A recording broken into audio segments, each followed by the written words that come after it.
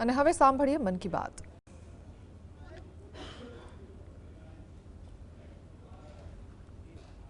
AI अवतार ने पढ़ा और फिर अगले स्टेप में हमने ये भी दिखाया कि कैसे टेक्नोलॉजी से ये अनमोल भारतीय ज्ञान इंडियन लैंग्वेजेस और विदेशी भाषाओं में ट्रांसलेट किया जा सकता है।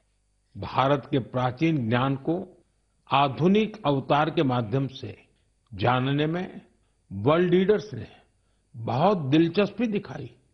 साथियों, इस समिट में दुनिया को एआई के क्षेत्र में भारत की अद्भुत क्षमताएं देखने को मिली है। इस दौरान भारत ने 3 made in India AI model भी लॉन्च किए। ये अपने आप में अब तक की सबसे बड़ी एआई समिट रही है। इस समिट को लेकर युवाओं का जोश और उत्साह देखते ही बन रहा था। मैं सभी देशवासियों को इस समिट की सफलता की बधाई देता हूं। साथियों, मैं अक्सर कहता हूं, जो खेले वो खिले। खेल हमें जोड़ता भी है। आजकल आप T20 वर्ल्ड कप के मैच देख रहे होंगे और मुझे पक्का विश्वास है कि मैच देखते हुए कई बार आंखें किसी खास खिलाड़ी पर टिक जाती होंगी। जर्सी किसी और देश की होती है, लेकिन नाम सुनकर लगता है कि अरे, ये तो अपने देश का है।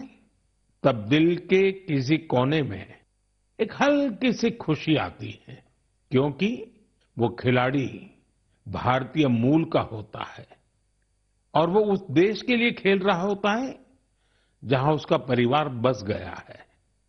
वे अपने अपने देशों की जर्सी पहनकर मैदान में उतरते हैं, पूरे मन से उस देश का प्रतिनिधित्व करते हैं। कनाडा की टीम में सबसे ज्यादा भारतीय मूल के खिलाड़ी हैं। टीम के कप्तान दिलप्रीत बाजवा का जन्म पंजाब के गुरदासपुर में हुआ था। नवनीत धालीवाल चंडीगढ़ के हैं। इस लिस्ट में हर्ष ठाकर, श्रेयस मोवा जैसे कई नाम हैं, जो कनाडा के साथ साथ भारत का भी गौरव बढ़ा रहे हैं। अमेरिका की टीम में कई चेहरे भारत के घरेलू क्रिकेट से निकले हुए हैं। अमेरिकी टीम के कप्तान मोनांग पटेल गुजरात की अंडर-16 और अंडर-18 टीम के लिए भी खेल चुके हैं। मुंबई के सौरभ, हरमीत सिंह, दिल्ली के मिलिंद कुमार, ये सब अमेरिकी टीम की शान है। ओमान की टीम में आज कई चेहरे हैं जो पहले भारत के अलग अलग राज्यों में खेल चुके हैं। जतिंदर सिंह, विनायक शुक्ला, करण, जय, आशीष जैसे खिलाड़ी ओमान क्रिकेट की मजबूत कड़ी है। न्यूजीलैंड, यूएई और इटली की टीमों में भी भारतीय मूल के खिलाड़ी अपनी जगह बना रहे हैं।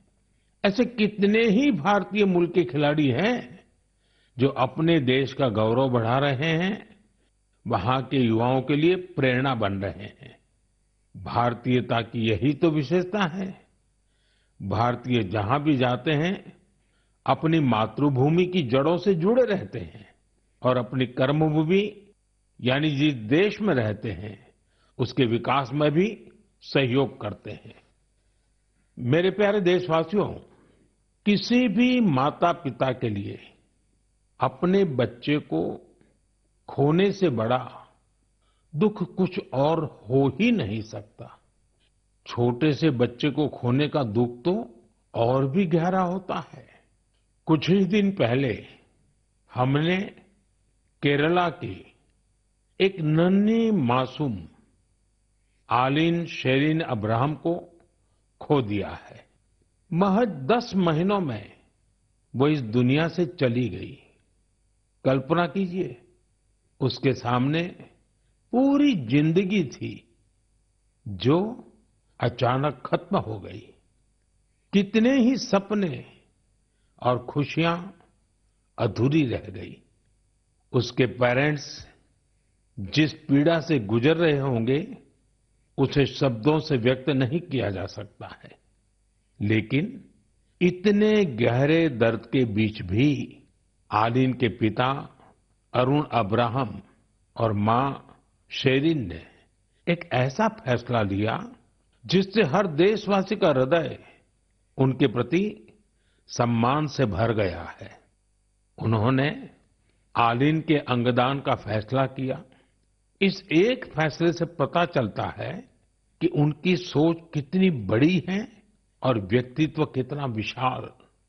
एक तरफ वे अपनी बच्ची को खोने के शोक में डूबे थे, तो वहीं दूसरों की मदद का भाव भी उनमें भरा था। वे चाहते थे कि किसी भी परिवार को ऐसा दिन देखना न पड़े। आलीन शेरिन अब्राहम आज हमारे बीच नहीं है, लेकिन उसका नाम देश के कम उम्र की ऑर्गन डोनर्स में जुड़ गया है। साथियों, इन दिनों भारत में ऑर्गन डोनेशन को लेकर जागरूकता लगातार बढ़ रही है। इससे उन लोगों की मदद हो रही है जिन्हें इसकी जरूरत है। इसके साथ ही देश में मेडिकल रिसर्च को भी बल मिल रहा है। इस दिशा में कई संस्थाएं और लोग असाधारण कार्य कर रहे हैं। साथियों, केरला की आलीन की तरह ही ऐसे बहुत से लोग हैं जिन्होंने ऑर्गन डोनेशन के जरिए किसी को दूसरा जीवन दिया है। जैसे दिल्ली की लक्ष्मी देवी जी हैं। उन्होंने बीते वर्ष केदारनाथ की यात्रा की। इसके लिए उन्हें 14 किलोमीटर की ट्रैकिंग करनी पड़ी।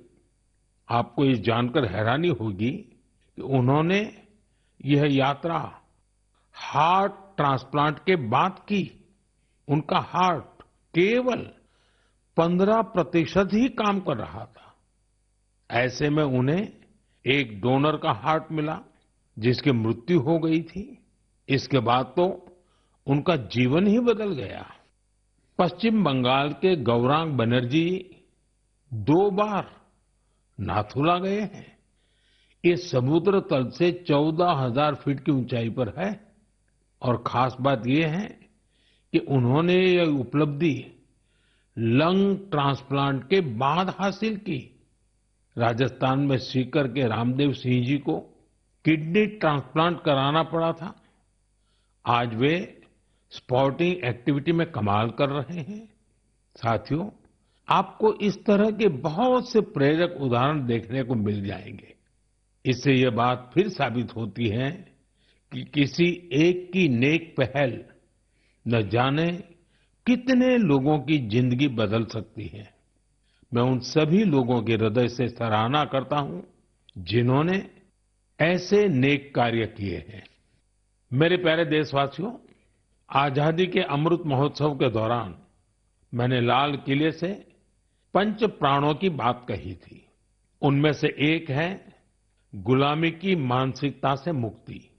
आज देश गुलामी के प्रतीकों को पीछे छोड़कर भारत की संस्कृति से जुड़ी चीजों को महत्व देने लगा है। इस दिशा में हमारे राष्ट्रपति भवन ने भी एक महत्वपूर्ण कदम उठाया है। कल यानी 23 फरवरी को राष्ट्रपति भवन में राजाजी उत्सव मनाया जाएगा। इस अवसर पर राष्ट्रपति भवन के केंद्रीय प्रांगण में श्री राजगोपालाचारी जी की प्रतिमा का अनावरण किया जाएगा। वे स्वतंत्र भारत के पहले भारतीय गवर्नर जनरल थे। वे उन लोगों में थे जिन्होंने सत्ता को पद की तरह नहीं, सेवा की तरह देखा। सार्वजनिक जीवन में उनका आचरण, आत्मसंयम और स्वतंत्र चिंतन आज भी हमें प्रेरित करता है। दुर्भाग्य से आजादी के बाद भी राष्ट्रपति भवन में ब्रिटिश प्रशासकों की मूर्तियां तो लगी रहने दी गई, लेकिन देश के महान सपूतों को जगह नहीं दी गई। ब्रिटिश आर्किटेक्ट एडमिन लुटियंस की प्रतिमा भी राष्ट्रपति भवन में लगी हुई थी। अब इस प्रतिमा के स्थान पर राजा जी की प्रतिमा लगाई जाएगी। राजा जी उत्सव के दौरान राजगोपालाचारी जी पर आधारित प्रदर्शनी भी लगेगी। ये प्रदर्शनी 24 फरवरी से 1 मार्च तक चलेगी। मौका निकालकर आप भी इसे देखने जरूर जाइएगा। मेरे प्यारे देशवासियों, मन की बात में मैंने आपसे डिजिटल अरेस्ट पर विस्तार से बात की है। इसके बाद देश में डिजिटल अरेस्ट और डिजिटल फ्रॉड को लेकर हमारे समाज में काफी जागरूकता आई। लेकिन अभी भी हमारे आसपास ऐसी घटनाएं हो रही हैं जो अक्षम्य है। निर्दोष लोगों को डिजिटल अरेस्ट और फाइनेंशियल फ्रॉड का निशाना बनाया जा रहा है। कई बार पता चलता है कि किसी सीनियर सिटीजन की जीवन भर की कमाई ठग ली गई। कभी किसी उन पैसों की ठगी हो जाती है जो उसने बच्चों की फीस जमा करने के लिए बचाए थे। कारोबारियों से धोखाधड़ी की खबरें भी हमें देखने को मिलती हैं। कोई फोन करता है और कहता है, मैं एक बड़ा अधिकारी हूं, आपको कुछ डिटेल्स शेयर करनी होगी। इसके बाद भोले भाले लोग ऐसा ही कर बैठते हैं। इसलिए आपका सतर्क रहना, जागरूक रहना बेहद जरूरी है। साथियों, आप सभी केवाईसी नो योर कस्टमर यानी अपने ग्राहक को जाने, इस प्रोसेस को तो जानते ही होंगे। कभी कभी जब आपसे बैंक से केवाईसी अपडेट या री केवाईसी करवाने के मैसेज आते हैं तो मन में सवाल उठता है, मैंने तो पहले ही केवाईसी करवा रखी है, तो ये फिर क्यों? मेरा आपसे आग्रह है, झुंझलाइए नहीं। ये आपके पैसे की सुरक्षा के लिए ही है। हम सभी जानते हैं कि आजकल पेंशन, सब्सिडी, बीमा, यूपीआई सब कुछ बैंक खाते से जुड़ा है। इसी वजह से बैंक समय समय पर री केवाईसी करते हैं ताकि आपका बैंक अकाउंट सुरक्षित रहे।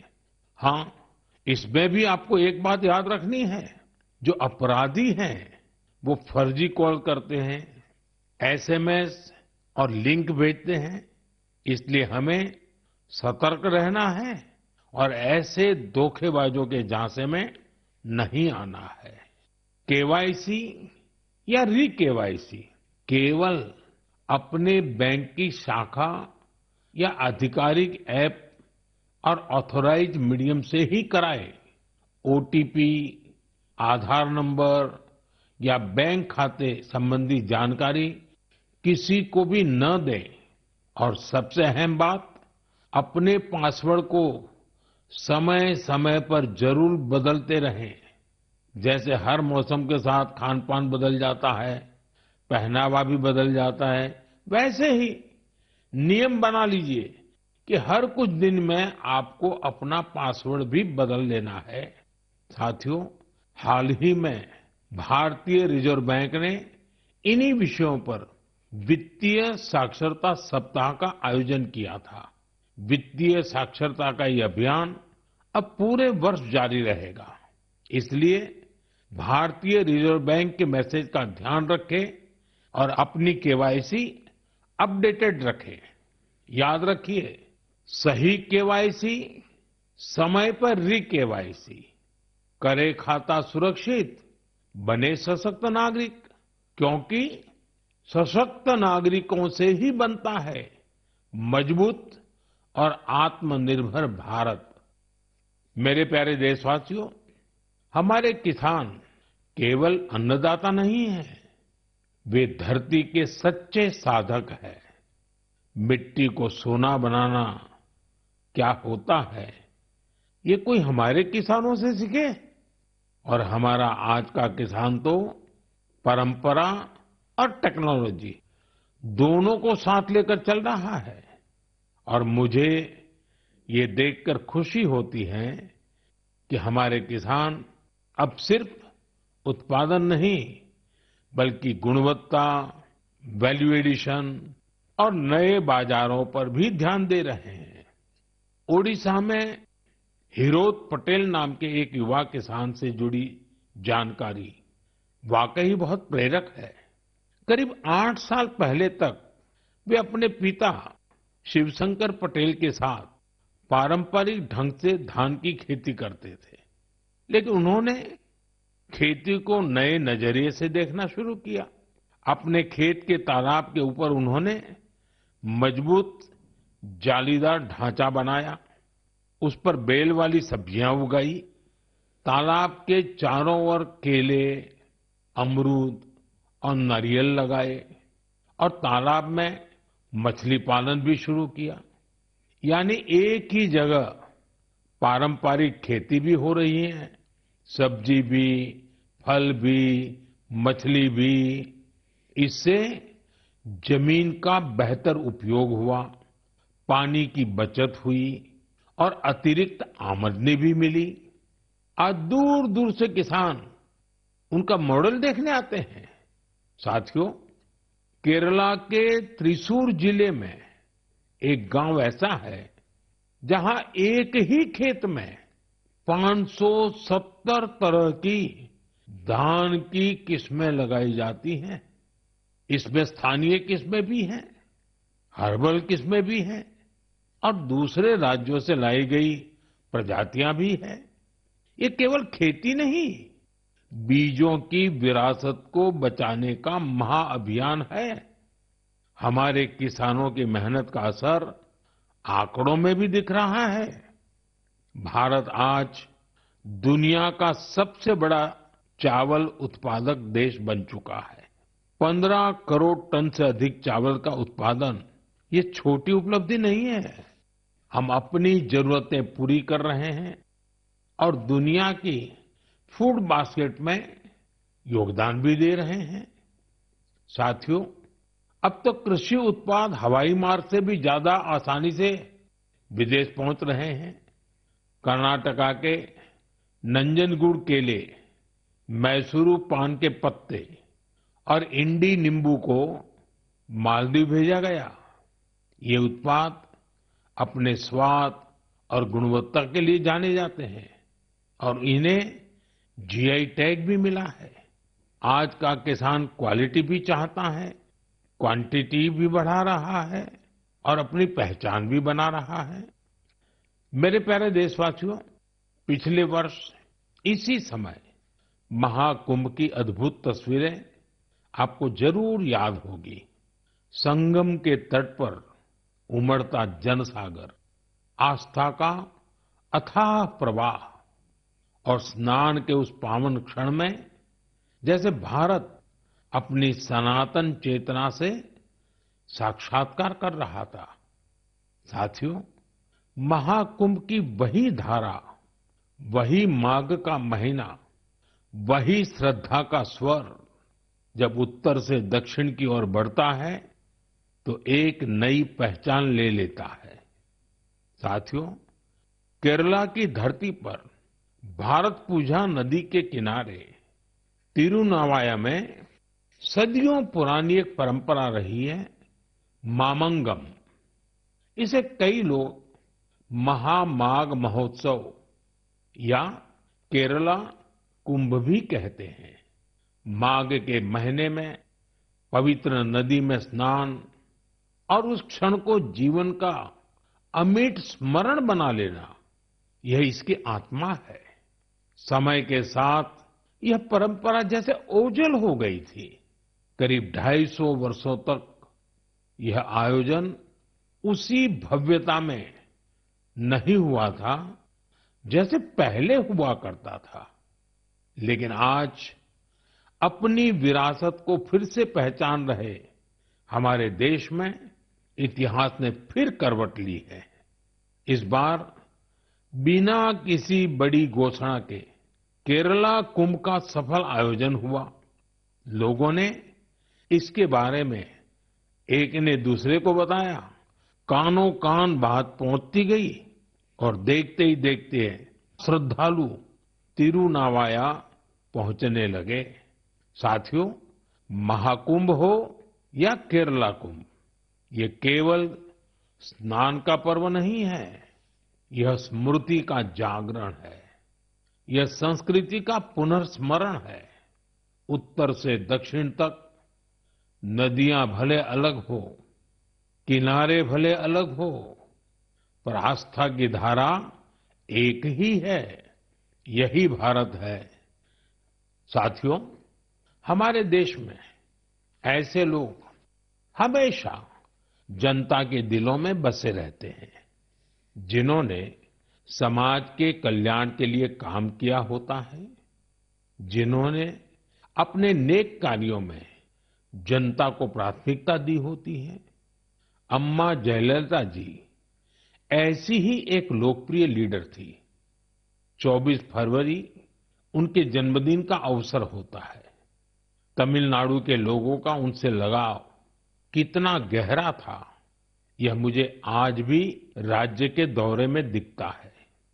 अम्मा जयललिता जी का जिक्र होते ही तमिलनाडु के लोगों के चेहरे खिल उठते हैं।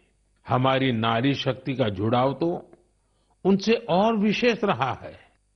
ऐसा इसलिए भी है क्योंकि सरकार में रहते हुए उन्होंने माताओं, बहनों और बेटियों के लिए कई सराहनीय प्रयास किए।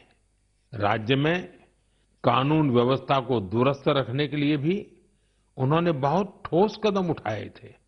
देशभक्ति की भावना उनमें कूट-कूट कर भरी थी। इसके साथ ही भारत की सांस्कृतिक विरासत पर उन्हें बहुत गर्व था।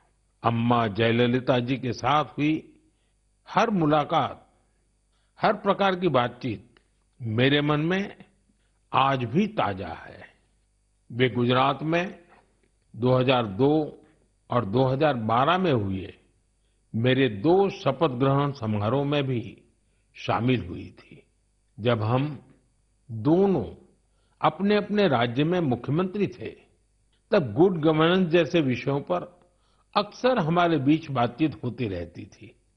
उनकी सोच बिल्कुल स्पष्ट थी और विचार बेहद सुलझे हुए। यह उनकी एक बड़ी खासियत थी। कई